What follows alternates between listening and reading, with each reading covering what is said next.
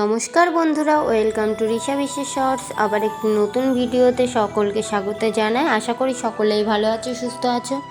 আগের ভিডিওগুলোতে আমি সিমলা মানালির কিছু ভিডিও তোমাদের সঙ্গে শেয়ার করেছি এবং কিছু বাকি রয়েছে, সেগুলোই তোমাদের সঙ্গে শেয়ার করছি। আশা করি ভিডিওটি সকলের ভালো লাগবে। ভিডিওটি ভালো লাগলে অবশ্যই লাইক, কমেন্ট, শেয়ার করে চ্যানেলটিকে সাবস্ক্রাইব করে পাশে থেকো। 23শে মার্চ আমরা বেরিয়ে পড়েছিলাম সিমলা মানালির উদ্দেশ্যে এবং 27শে মার্চ আমরা চলে গিয়েছিলাম মানালিতে। সেখানে গিয়ে দেখো কী করলাম এবং বরফে কোথায় গেলাম। আমরা গিয়েছিলাম শিশুতে এবং শিশুতে যাওয়ার জন্য আমরা সকাল সকাল রেডি হয়ে গেলাম এবং 4 জন ছিলাম। আমি, তোমাদের দাদা ভাই, আর একটা দাদা ভাই, তার সঙ্গে দিদি। 4 জনে আমরা একটু কফি খেয়ে নিলাম সকাল সকাল এবং সকালে খাবারের অ্যারেঞ্জমেন্ট করা ছিল, কিন্তু আমরা খাইনি যেহেতু অনেকটা পথ যেতে হবে। প্রায় আমাদের 4-5 ঘন্টা লেগেছিল মানালির মেইন শিশুতে যেতে। দেখো, এটা ছিল আপেল বাগান, ভীষণ সুন্দর দৃশ্য, না দেখলে বিশ্বাস করা যাবে না, চোখ জুড়িয়ে যায়। তারপরে আমরা এক জায়গায় স্টে করলাম, সেখানে সকলে যার যার ইচ্ছা ছিল ড্রেসগুলো চেঞ্জ করে নিল। যেহেতু সকলে বরফে যাব সেই কারণে আমরা চেঞ্জ করিনি, কারণ আমরা সব কিছু রেডি করে নিয়ে এসেছিলাম। দেখো, বরফগুলো কিন্তু দারুণ লাগছে এবং অনেকটা সময় লেগেছিল। কেমন লাগছে অবশ্যই কমেন্ট করে জানিও এবং আমার ভিডিওগুলো কে কোথা থেকে দেখছো অবশ্যই জানিও। এই জায়গাগুলো ভীষণ সুন্দর এবং দোকানগুলো বসে রয়েছে সমস্ত ড্রেসগুলো চেঞ্জ করার জন্য এবং এখানেও সকলে দেখো ভীষণ আনন্দ করছে, পিকনিক হচ্ছে এবং এখানে মোমোর দোকানটা বেশি দেখা যাচ্ছে এবং পাহাড়ি জায়গায় গিয়ে মোমো খাওয়ার আনন্দটাই আলাদা। দেখো, এগুলো হলো ইয়াক। আগে কে কে দেখেছো অবশ্যই জানিও। তারপরে আমরা প্রায় পৌঁছে গেছি মানালির শিশুতে। এখান থেকে আমাদের আর 2 ঘন্টা মতন লেগেছিল যাওয়ার জন্য এবং যত উপরে উঠছিলাম বরফে এত আনন্দ হচ্ছিল। তারপরে চলে গেলাম আমরা শিশুতে। আমরা অটল টানেলটা পার করে চলে গিয়েছিলাম, তারপরে কিছু ফটোশ্যুট করে নিচ্ছিলাম। আমাদের লুকটা কেমন হয়েছে অবশ্যই জানিও, কেমন লাগছে। এবং আগের ভিডিওগুলোতে শর্ট ভিডিওগুলো তোমাদের সঙ্গে আমি শেয়ার করেছি যতটা পেরেছি, কারণ সিমলায় বা মানালিতে বসে সব সময় তো লং ভিডিও শেয়ার করা হয়ে ওঠে না, সেই কারণে শর্ট ভিডিওগুলো আস্তে আস্তে করে শেয়ার করেছিলাম।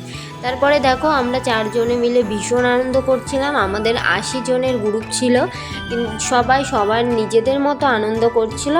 এবং মানালিতে গিয়ে এই শিশুতে আমরা কি খাওয়া দাওয়া করলাম বরফের মধ্যে সেগুলোও তোমাদের সঙ্গে শেয়ার করছি। তারপরে দেখো 2 ভাই মিলে ফটোশ্যুট করছে এবং দিদি ফটোশ্যুট করে দিচ্ছে এবং আনন্দ হচ্ছিল। বিভিন্ন ফোন থেকে আমরা দেখে ফটোশ্যুট করছিলাম কোন স্টাইলে ফটোশ্যুট করা যায়, যেহেতু অনেক দিন বাদে আবার বরফে গিয়েছিলাম সেই কারণে। তার আগে আমরা গ্যাংটকে ঘুরতে গিয়েছিলাম, সেখানেও ফটোশ্যুট করেছিলাম, কিন্তু সেগুলো তোমাদের সঙ্গে ঠিকঠাক করে শেয়ার করা হয়ে ওঠেনি, কারণ আমি তখন ইউটিউবে ভিডিও আপলোড করতাম না।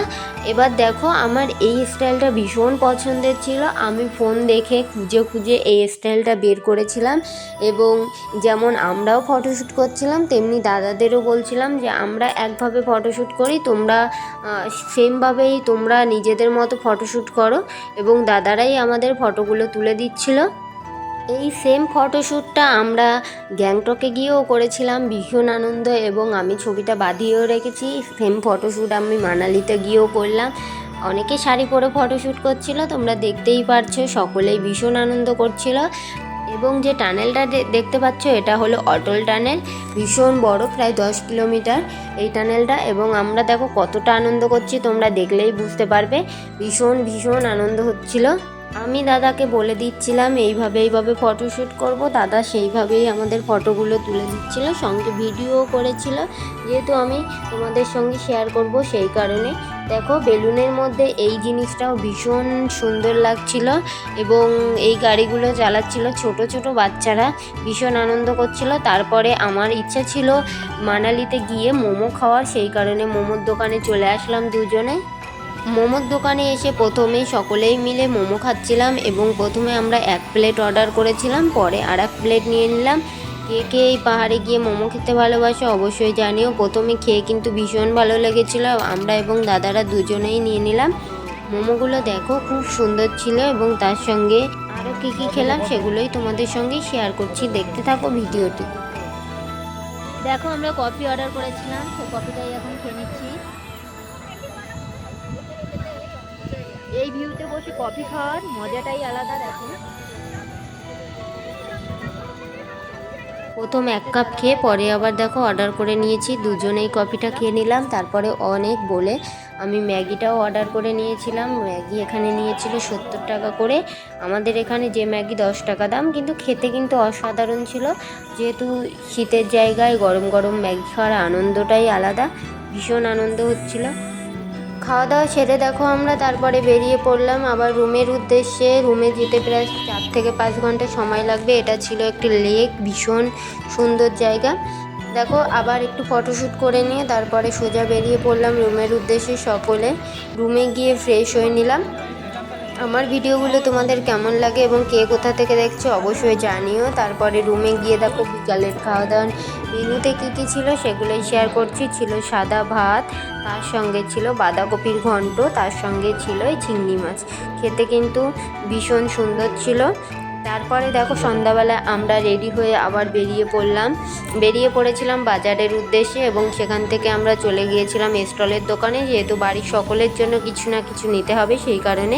এবং স্টলগুলো ভীষণ ভালো ছিল। তারপরে 2টো ব্যাগ কিনে নিলাম দুজনের জন্য, এবং নিয়েছিলাম ভাগ্নের জন্য একটা সোয়েটার।